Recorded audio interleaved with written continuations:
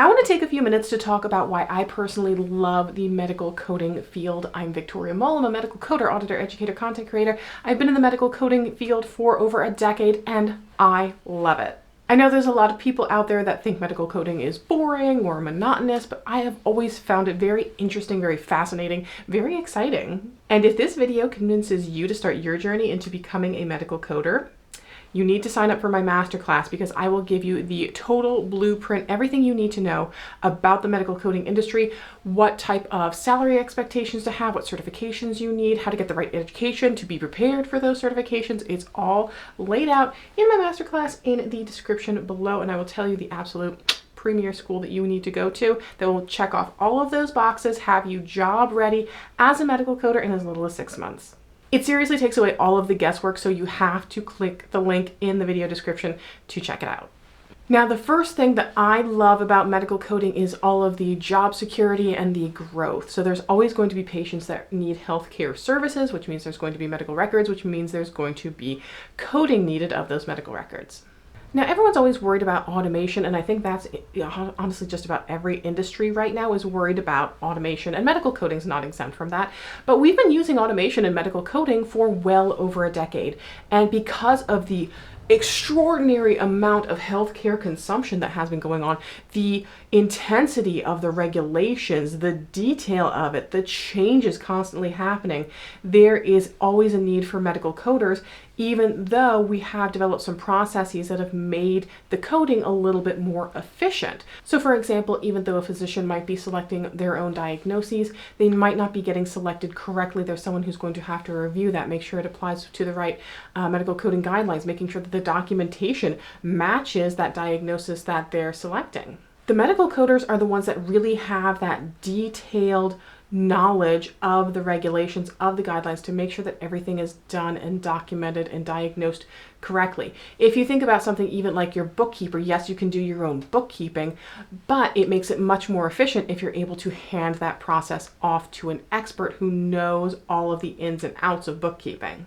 So medical coding is a critical job, and not just for billing of services, not just for getting reimbursed, but for statistical purposes as well, for making sure that we can track and trend when patients are having complications of their diseases, how often that happens, what treatment methods result in better outcomes for patients. That can all be captured in those medical codes, which drives that medical data. Now, of course, the next thing that I love about medical coding, and this is probably a lot of people's top one, is the flexibility. Medical coding is a very popular work from home or work remotely position. Now, of course, you're working with personal health information, so that doesn't mean that you can dial in from the Starbucks and have patients' charts open while people are walking around behind you, but you can work from home. You could work from an Airbnb. You could work from your vacation home. So there is the flexibility to work at different locations as long as your employer permits it.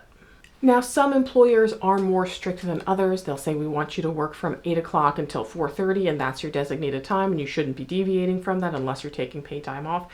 There's a lot of organizations, though, that say, hey, as long as you get your work done, we don't care. Or they'll say, we need you to log in around normal business hours. You maybe can start as early as 6 a.m., but log in between 6 and 9, and then work 8 hours.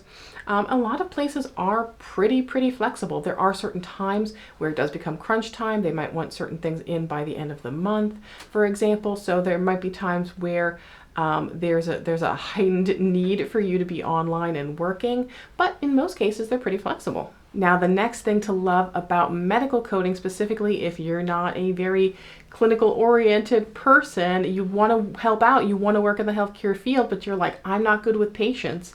Medical coding doesn't have patient contact.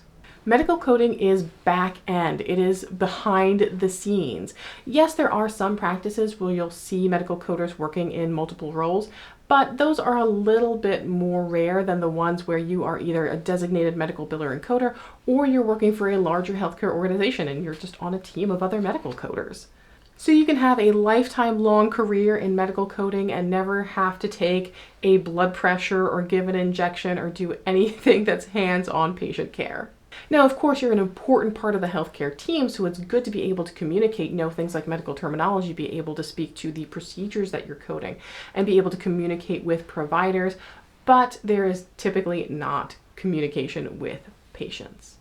By the way, I should probably throw this in here. I didn't have this as one of my bullet points, but one of the things I also love about medical coding is that you can do all of this without going for a 4-year or even 2-year degree. There are great training certificate programs or certification preparation programs that you can take. Check out that masterclass because you want to find out more. And of course, there are always challenges in medical coding. There's regulations that are changing. The codes themselves change every year. Our diagnosis code sets change October 1st of every year. They wind up adding in hundreds more, changing hundreds more. And then our procedure codes change January 1 of every year. And then the Medicare regulations change in the Highmark and the Aetna. And then there's just things that happen like telehealth, where we're changing our perspective on how we view things, or payer regulations. They decide that they want things built out a certain way in order for them to be deemed medically necessary and reimbursed. And there's always new certifications you can get, new training you can receive. Continuing education is very big in medical coding. They want you to stay up to date on all of these changes.